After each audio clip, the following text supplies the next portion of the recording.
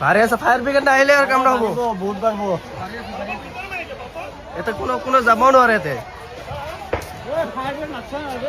fire brigade 5-6টা মান মাতি দিলি ফায়ার ব্রিগেড সোমাব কোনদি ইয়তো হয় এইটো দি সিধা আহিব থাকে এইটো ৰাস্তাই আছে তাৰ বাহিৰে ইয়াৰ পৰা যাব পানি ফায়াৰ ব্ৰিগেড ইয়াৰ পৰা মাৰলে পৰা যাব পাইপ আছে গাড়ীখনটো আহিব লাগিব